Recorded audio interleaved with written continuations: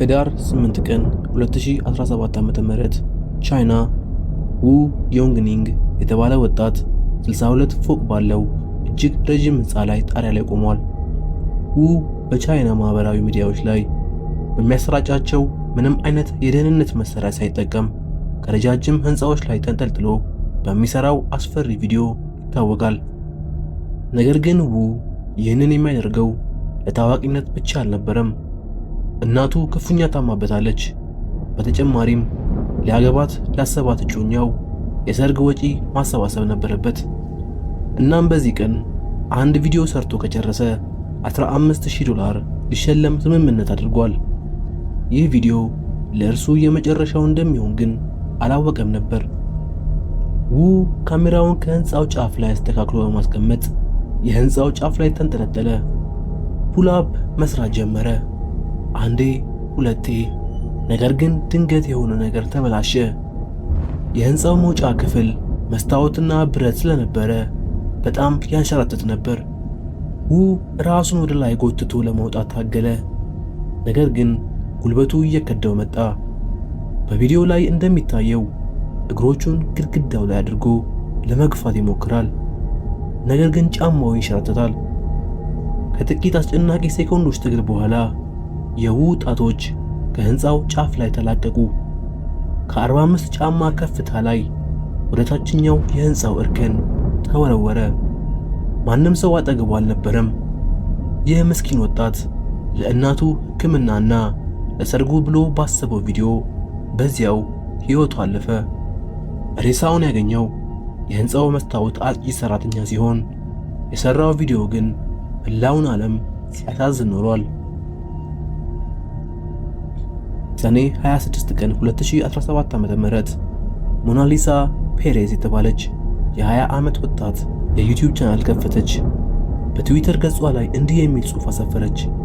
እኔና ፔድሮ ምናልባትም በዓለማችን እጅግ አደገኛ የሆነውን ቪዲዮ ልንቀርጽ ነው። ሐሳቡ የሱ ነው እንጂ የእኔ አይደለም። ሞናሊሳና የ22 ዓመቱ ፍቅረኛዋ ፔድሮ የዩቲዩብ ላይ ፕራንክ ቪዲዮዎችን በመስራት ጥቂት ተከታዮችን አፍርቶ ነበር። ነገር ግን እነሱ የሚፈልጉት ይህንን አልነበረም። በአንድ ቪዲዮ ዓለምን ጉድ አሰኝተው ሜጋ ቫይራል መሆን ፈለጉ። እናም ፔድሮ አንድ እብድ የሆነ ሐሳብ አመጣ። እጅግ ወፍራም የሆነ ኢንሳይክሎፒዲያ መጽሐፍ ደረቱ ላይ አድርጎ ሲቆም ሞናሊሳ በዓለማችን ላይ ካሉ እጅግ ኃይለኛ ሽጉጦች አንዱ በሆነው ባለ 50 ካሊበር ዴዘርት ኢግል ደረቱን ትተኩስበታለች። እቅዳቸው መጽሐፉ ጥይቱን ያቆመዋል የሚል የጅል እሳቤ ነበር። ሞናሊሳ መጀመሪያ ላይ ፍራቻ አድሮባት አላደርገውም ብላ ነበር። ነገር ግን ፔድሮ ሌሎች መጽሐፎችን በጥይት በስቶ በማሳየት አይዞሽ መጽሐፉ ጥይቱን ያቆመዋል ብሎ አሳመናት። እናም ካሜራቸውን አስተካከለው። ሞናሊሳ በወቅቱ የ7 ወር ነፍሰ ጡር ነበረች። ከፔድሮ አንድ ጫማ ብቻ ርቃ ቆመች። እናም ተኮሰችው። ነገር ግን የጠበቁት ነገር አልሆነም። ያ ግዙፍ ጥይት መጽሐፉን ያለምንም ችግር በስቶ በማለፍ የፔድሮን ደረት መታው።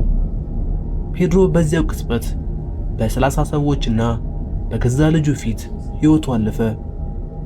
ሞናሊሳ ባልታሰበ ሁኔታ ልጆቿን አባት ገዳይ ሆነች።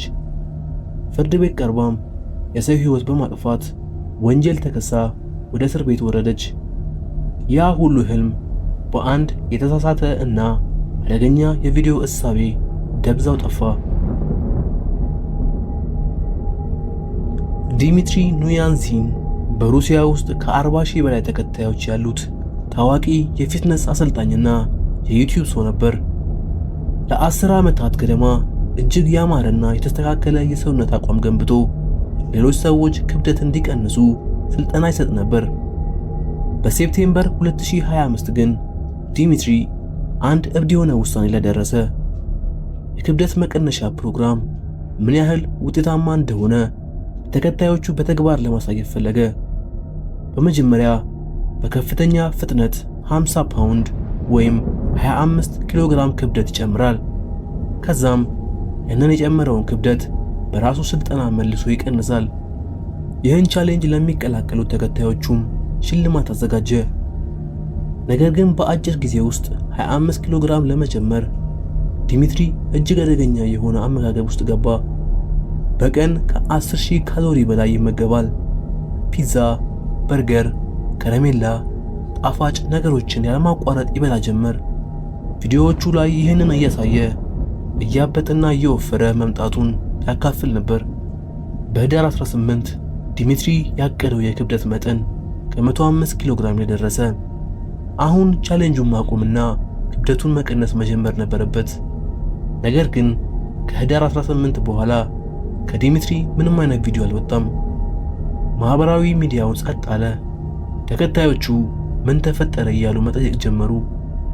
ጓደኞቹ ስልክ ሲደውሉ አያነሳም። እውነታው ሲጋለጥ ሁሉንም ሰው በድንጋጤ ያፈሰሰ። ዲሚትሪ በድንገተኛ የልብ ድካም ምክንያት በ30 ዓመቱ ተኝቶ በነበረበት ህይወቱ አልፎ ነበር። ይህ በአጭር ጊዜ የተጫነው 10,000 ካሎሪና ግዙፍ ክብደት በልቡ ላይ እጅግ ከፍተኛ ጫና ፈጥሮበት ልቡ መስራት አቆመ። ጤንነቱን ጠብቆ የኖረው አሰልጣኝ ለዩቲዩብ ቻሌንጅ ሲል የራሱን ህይወት አጠፋ።